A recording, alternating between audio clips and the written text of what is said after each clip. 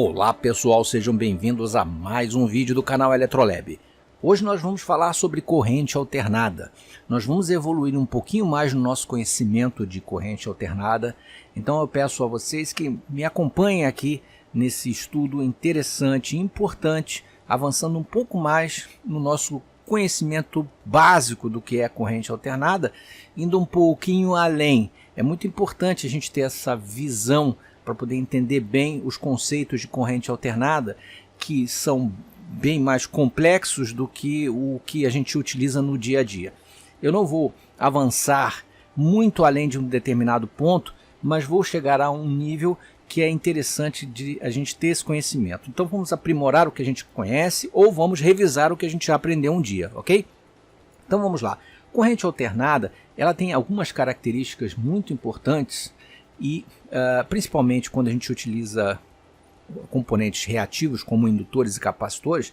Portanto, o comportamento da corrente alternada mediante esses dispositivos vai ser bem diferente de um comportamento num elemento não reativo, como um resistor, por exemplo. Então a gente tem que estudar de uma forma diferente esses comportamentos. Eu pediria para quem não tem uma base assim razoável com relação à parte de impedância, que assista o vídeo de impedância aqui do canal para ter uma base melhor e poder compreender mais à frente aqui este vídeo.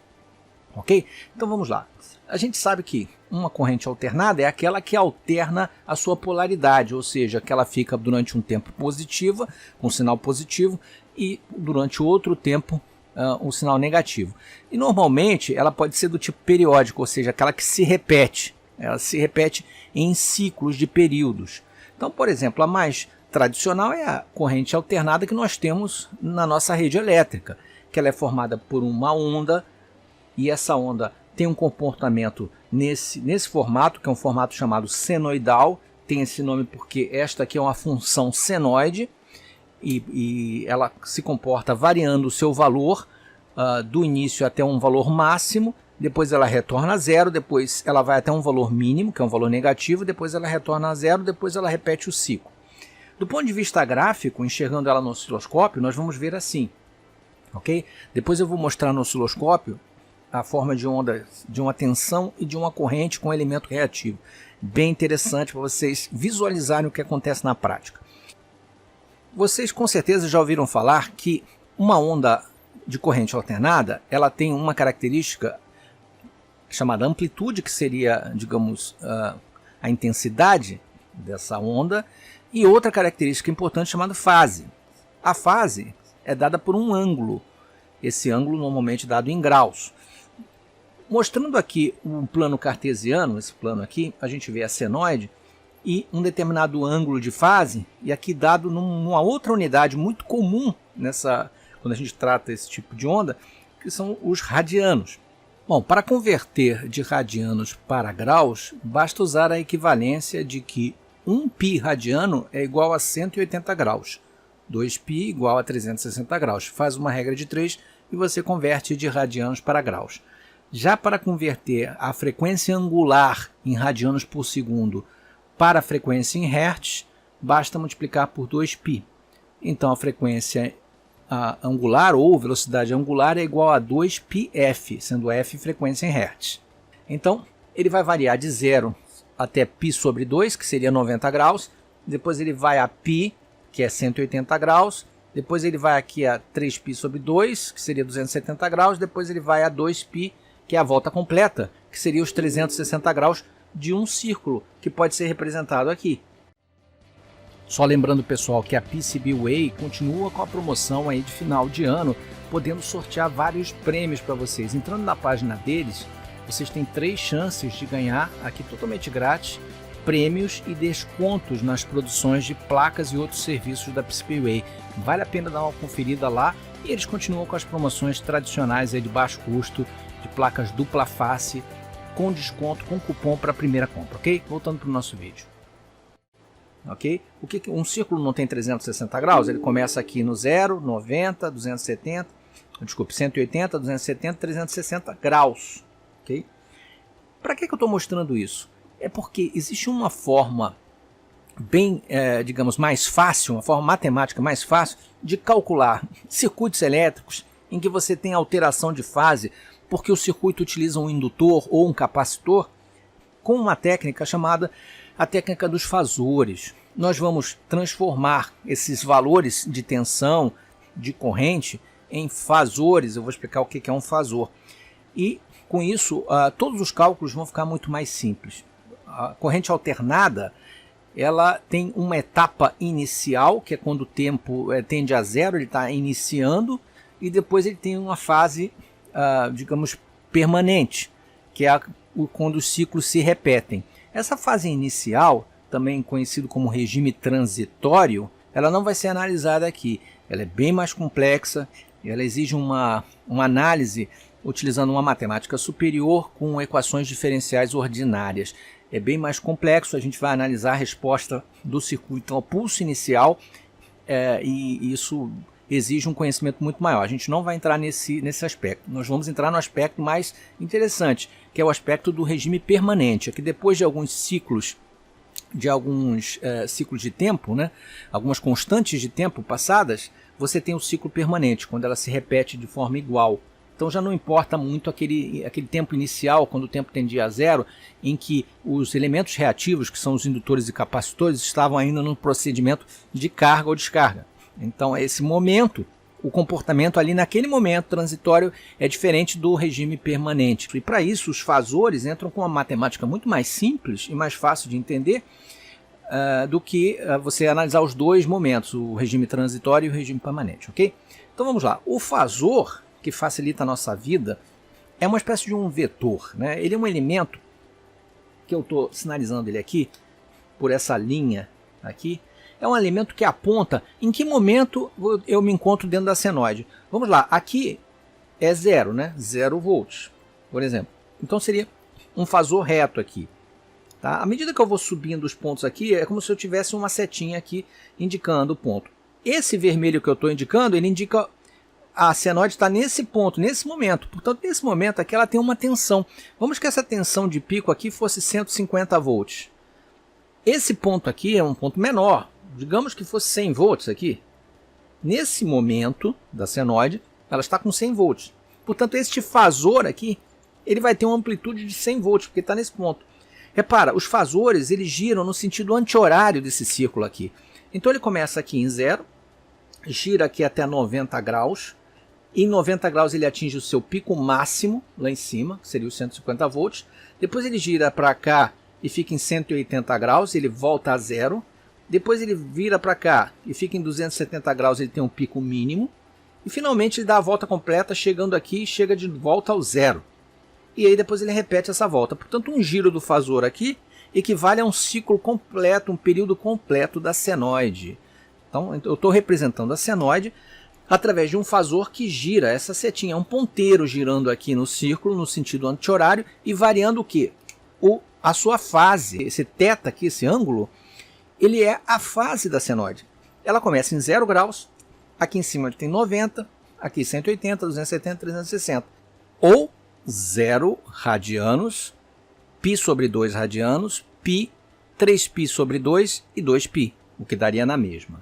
Bom, pessoal, um ponto importante que a gente precisa relembrar quando a gente trata com corrente alternada é que a representação fasorial, essa representação que eu mostrei dos fasores, ela tem um tratamento muito simplificado quando a gente usa um recurso matemático chamado número complexo.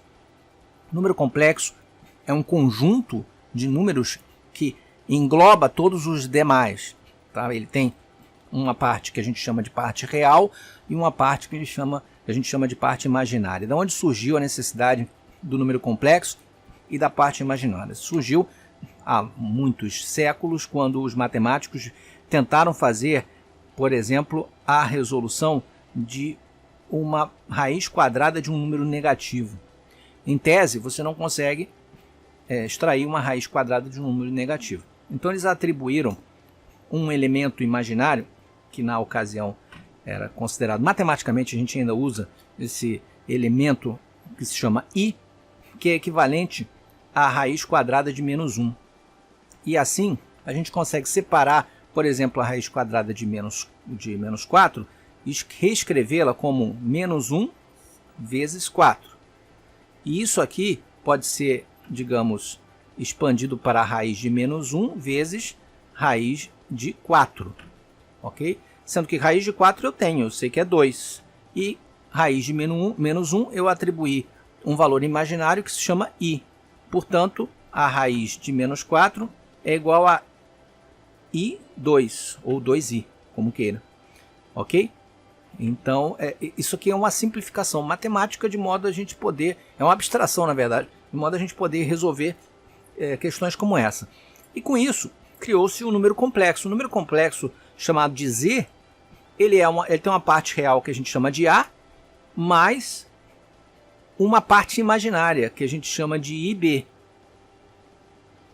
No caso da eletricidade, o uso com corrente alternada, o I, para não confundir com corrente, que a gente também usa esse parâmetro I, ele virou J. Então, na verdade, em corrente alternada, a gente escreve Z, que é um número complexo, é igual a parte real A, mais JB. Olhando aqui o fasor, o A, que é a parte real, é esse eixo aqui de X, esse eixo aqui embaixo. E o B é esse eixo aqui de Y, essa parte. Isso aqui no triângulo, na parte de trigonometria, a gente consegue associar isso aqui a sinos e cossenos. Eu não vou entrar também nesse aspecto, senão o vídeo vai ficar muito grande. Mas na prática, a gente tem um número complexo que é z igual a mais jb. E existe, isso aqui é a chamada forma retangular. Existe uma forma que se chama forma polar, que a gente simplifica e consegue determinar esse fasor aqui pelo seu tamanho, ou seja, pela sua amplitude e pelo seu ângulo de fase. Como é que é a forma polar do número complexo? Seria assim, ó, o z fasorial é igual à amplitude z, e aí a gente bota assim uma barrinha, com ângulo θ. Pronto. Com isso aqui eu consigo determinar que fasor é esse aqui. Vamos que ele seja um fasor de tensão alternada. Então ele vai ter aqui em z a amplitude, e em θ a fase, ok? Com esses dois parâmetros a gente reescreve esse número e faz todas as operações na forma polar, ou quase todas, né? Porque algumas a gente precisa voltar à forma cartesiana para poder fazer cálculo. Mas essa forma simplifica muito os cálculos. Só para lembrar vocês, quando a gente vai fazer uma multiplicação de números complexos na forma polar, a gente pega, por exemplo, eu tenho 10 ângulo 90, e eu vou multiplicar por 2 ângulo 1, como é que eu faço essa multiplicação? Desculpa, ângulo 10 graus aqui, 90 graus aqui. Como é que eu faço essa multiplicação? Eu multiplico as amplitudes e somo os ângulos, ok? Então aqui vai dar 20, 100 graus. 20 de amplitude, 100 graus de ângulo, tá? Para fazer a divisão é a mesma coisa, só que a gente inverte. A gente divide o primeiro pelo segundo, nas amplitudes, e subtrai, ou seja, aqui vira menos, quando aqui é dividido, ó, aqui vira menos e aqui vira dividido. E subtrai os ângulos. Tá? Se eu fosse dividir isso aqui, seria 10 dividido por 2, 5, e 90 menos 10, 80, se fosse fazer a divisão. Isso vai facilitar, porque quando a gente calcula impedâncias e tudo mais, a gente precisa fazer divisões e multiplicações de números complexos na forma polar. Bom, pessoal, algumas informações muito importantes aqui. A gente vai calcular um circuito elétrico e, para isso, a gente precisa calcular a impedância de circuitos elétricos. Quando você tem indutores, capacitores e resistores, você calcula a impedância para poder achar as correntes, tensões envolvidas, ok?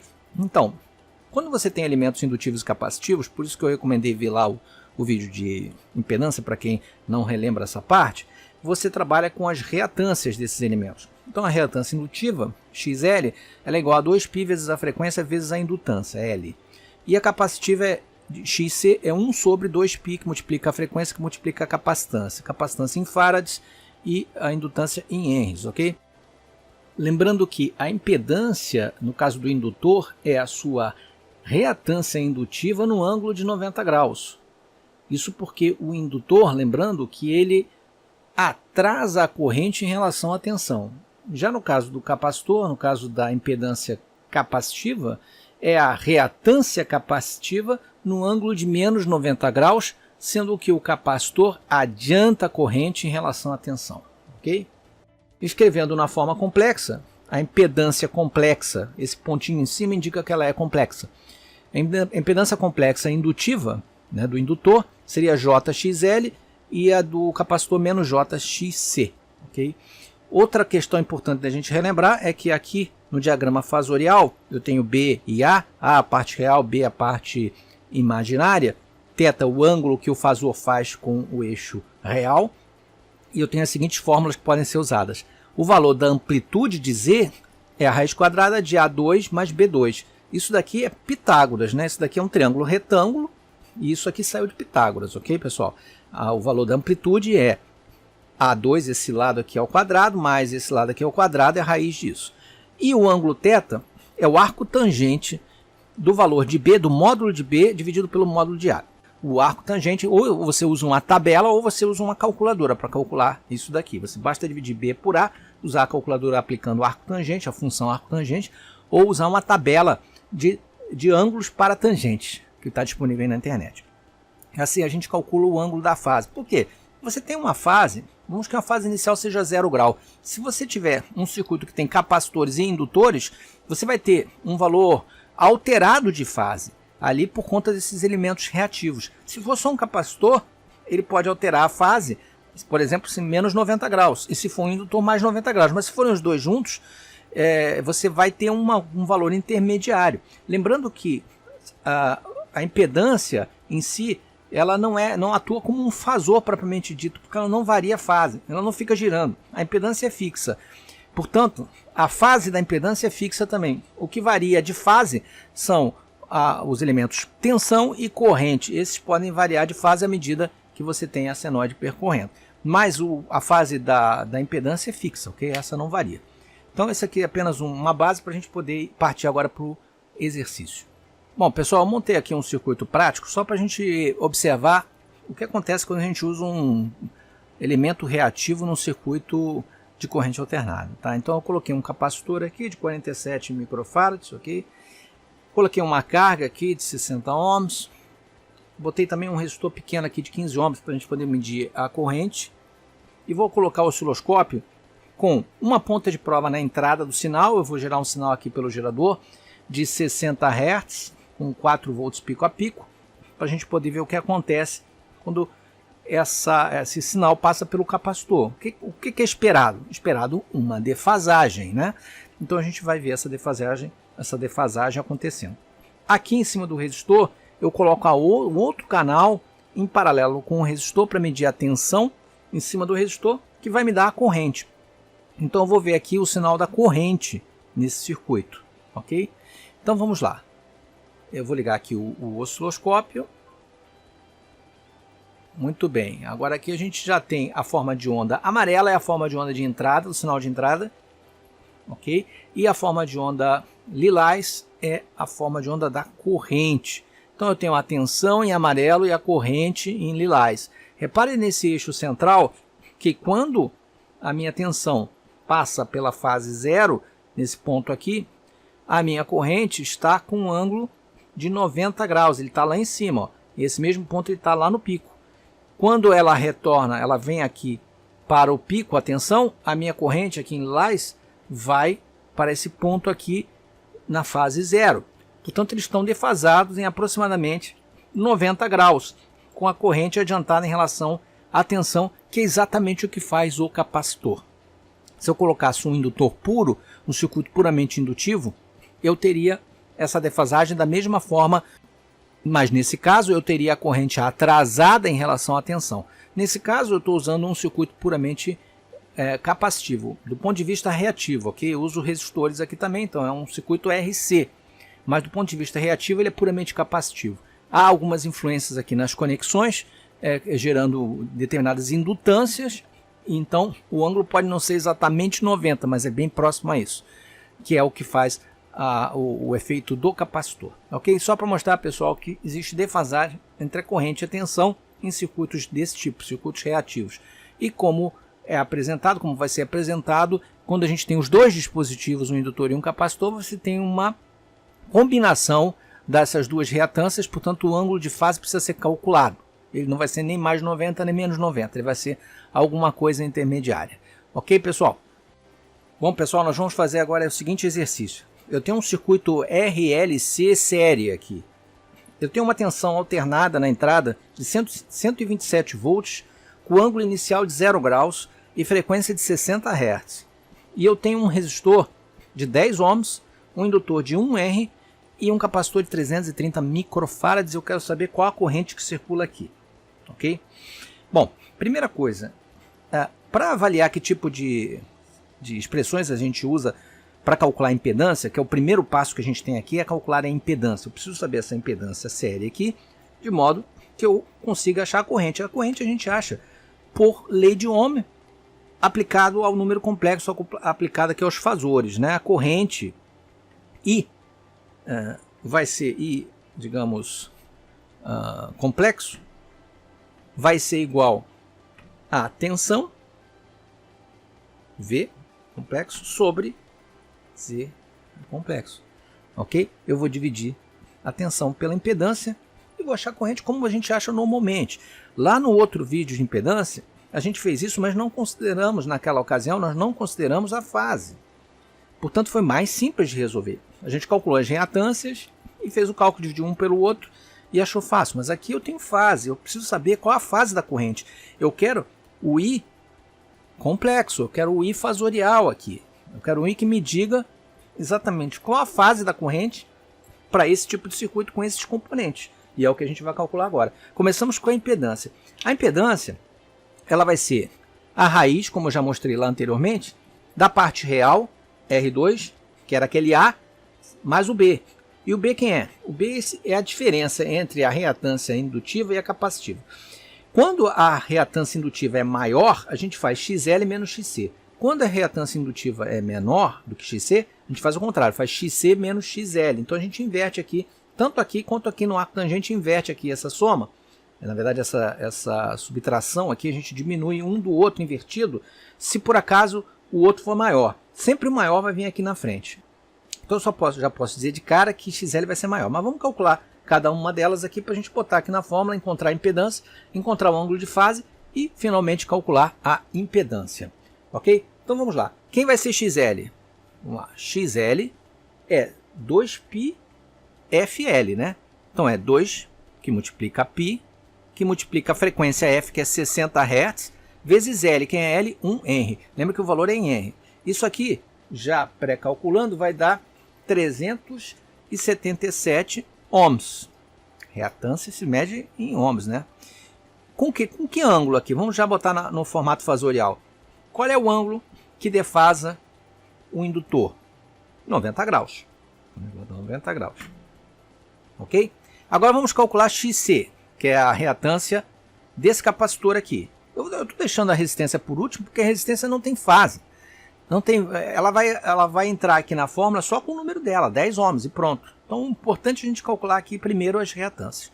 XC vai ser 1 sobre 2 que multiplica π, que multiplica F, igualzinho, né? 2 vezes π vezes 60 vezes C. Quem é C? 330 vezes 10 a menos 6, porque é microfarads, ok? Isso vai dar, já calculando aqui, arredondando, né? Arredondando, eu estou tirando aqui os decimais, vai dar 8 ohms com ângulo de menos 90 graus, porque é capacitor, ok? Muito bem, já calculamos aqui. Agora nós vamos calcular o arco tangente, o θ, o resultado, que ângulo eu vou ter, afinal de contas, na combinação de XL e XC. Lembre-se que o vetor de impedância vai ser esse aqui, ó, para capacitiva, e para indutiva vai ser esse. A combinação dos dois, a combinação, inclusive dá para fazer isso aqui de forma geométrica, aqui, vai dar um determinado ângulo, que eu não sei qual é, mas eu vou calcular agora pelo arco tangente. Então a gente bota o seguinte, lembrando que o θ, que é o ângulo, vai ser o arco tangente de XL menos XC sobre R. Então vou botar θ é igual ao arco tangente de XL menos XC, portanto, XL é 377 menos XC, que é 8, dividido por R. Olha aqui, o R aqui é o 10. agora vamos calcular isso aqui. Eu vou mostrar na calculadora como é que eu fiz esse cálculo aqui, para ficar mais fácil. Vamos lá.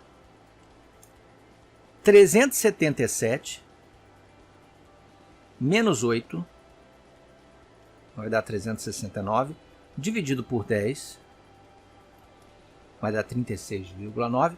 Arco tangente disso. A função arco tangente aqui nessa calculadora, ela está aqui, ó, na segunda função dessa tecla de tangente. Geralmente ela fica em cima da tecla correspondente à função tangente. Então, segundo tangente.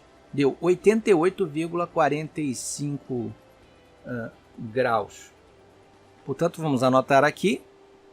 Deu 88,45 graus, aproximadamente. Esse é o ângulo da minha impedância. E ele vai ser fundamental, 88,45. Ele vai ser fundamental para a gente colocar aqui na nossa fórmula para calcular a corrente. Ok? Bom, já tem o θ aqui, que é 88,45 graus. Agora nós vamos calcular a impedância em si. A impedância em si, a gente usa o valor do resistor e as reatâncias. O Z vai ser a raiz quadrada de 10 ao quadrado, que é o R ao quadrado, mais XL, que é 377, menos XC, que é 8. Isso ao quadrado. Ok? Calculando isso daqui na calculadora, vamos fazer assim, para quem não sabe aqui é a sequência, a gente faz primeiro essa parte interna aqui. Então é 377 menos 8, dá 369, eleva ao quadrado e depois soma com 100 ao quadrado. 100 ao quadrado dá 100, né? Então soma com 100. Deu esse valor aqui, extrai a raiz. Deu 369,14. Tá? 369,14 ohms. Tá? Esse é o valor da impedância com esse ângulo. Então, como é que a gente escreve isso nessa forma para a gente fazer o cálculo na forma polar? A gente escreve que Z vai ser 369,14 com um ângulo de 88,45 graus. Tá aí a minha impedância complexa, tá? Na forma polar. Agora nós vamos fazer o cálculo de I, que é basicamente pegar o valor da tensão e dividir pela impedância. Então vamos lá, a corrente vai ser a tensão. Quem é a tensão? Lá no início do enunciado, 127 volts com ângulo zero. Eu vou fazer essa conta na forma polar, 127 com ângulo zero. Dividido pela impedância. Quem é a impedância? Eu anotei aqui em cima, 369,14 com ângulo de 88,45 graus. Como é que eu faço uma divisão de números na forma polar? Como eu falei, eu divido aqui esses fatores de cima e de baixo e diminuo os ângulos. Então eu vou ter 127 dividido por 369,14. Isso dá 0,344 com um ângulo de 0 menos 88,45, que vai dar menos 88,45 graus. Isso amperes. Então essa aqui é a minha expressão da corrente nesse circuito. A corrente é 0,344 amperes, ou seja, 344 miliamperes circulam por aqui, com uma defasagem de 88,45 graus. Ok? Então temos aí a resposta da corrente. Se você me perguntar assim, e agora como é que eu faço para calcular a queda de tensão em cada elemento? Bom, agora ficou fácil, além de ohm de novo. Você vai pegar essa corrente aqui e vai multiplicar pelo valor da reatância ou da resistência. Né? Então, basicamente, a tensão de queda é V é igual a impedância ou reatância vezes a corrente. Então, eu vou pegar 10 e multiplicar aqui. No caso de resistência, eu vou multiplicar 10 por esse valor aqui. Então, aqui eu vou ter uma queda, por exemplo, de 3,4 volts aqui em cima.